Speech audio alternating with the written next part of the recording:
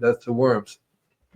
Well, they're made up of cells which are have the biology, but in their gut, I guess you could call it, they only eat a very small amount of the biology they consume. And guys, they're not consuming the apple; they're consuming the bacteria, etc., that's on the apple, and they add a little bit of their gut biology into the mix, take out a little bit of what's there to sustain themselves, but they're mainly adding in. That's why worm castings are so fantastic. Yeah, I keyed into worm castings before I even knew about worms. Before I grew them myself, and in the beginning when they made worm casting, they actually would sterilize to kill the worm eggs. As a matter of fact, you can still go buy worm casting that doesn't have any worms in it because they sterilize it, and that's very bad. So I decided just to get my own. You can make your own worm casting from the worm farm because that's one of the things you have to do. Recycle their castings. But in my backyard, more and more, I just realized today there was some more worms. I was releasing the worms into the wild. It was one of those things that go, my friends, go. Because my worm farm is overflowing at the moment. When I put plants in containers, when I put it in the ground, the worms continue to grow. That's the thing about it's sometimes it's difficult. You put it in the ground, they die, but if you make the ground comfortable and workable enough, they will survive. And if they start to survive, the ground becomes more alive with worms growing in it and the biology growing in it. And that's what we want in the long run. But so when we talk about remediation, what we're really doing is paying attention to the health of our property.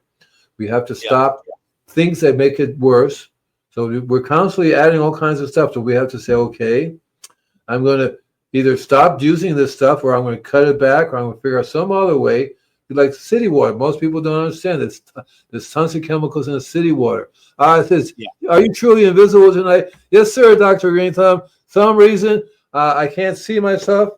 I mean, look, I have a hard time driving. The cops pull me over all the time. Hey, Joe, nobody here. What are we doing? Give me a ticket for driving invisibly. Can you imagine that? A ticket. I'm going to give you a ticket for driving invisible. Where are you? Here's the ticket. I'm going, leave me alone. So I got stopped today. A cop pulled me over and says, I see you. I go, oh, man, I'm supposed to be invisible. Now, let's look at Texas Organic TV. Due to health, I had to downgrade to an apartment now.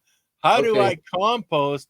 All container gardening for me now, very new to that section of it. You just have a smaller little bin. They're tiny little compost setups that you can buy. They're like little trays, maybe not even 2 feet high, maybe 2 feet wide. So you don't need a whole lot. You can put your kitchen waste in there. You have to learn how to feed it. You have to learn how to get your juice out of it. And from there, you can feed your plants with it. You see me? There are some kinds that obviously, so you have to get the right ones, because I know one lady says, I started composting with worms under my kitchen sink here one day. There were worms all over the kitchen floor. So something was going on there, right? I think they either overwatered it, because that would happen. The worms would just say, "I'm out of here," right? Or they let me make that a little bit more open-ended, Andy, because you can literally over moisture that worm bin by putting in, say watermelon that's got a lot of moisture in it. You can do it that way. You're not pouring water necessarily into your worm bin. Okay? It's all liquid.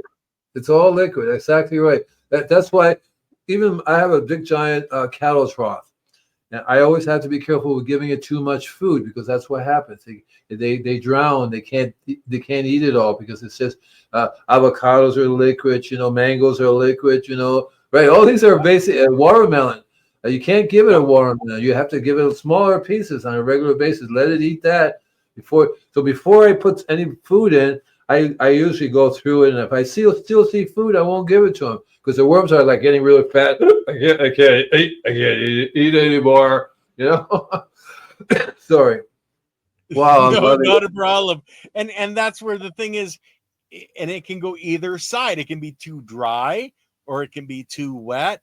Keeping that simple, balance, and like Mother Nature, everything it wants balance. Those worms want a balance in the moisture content.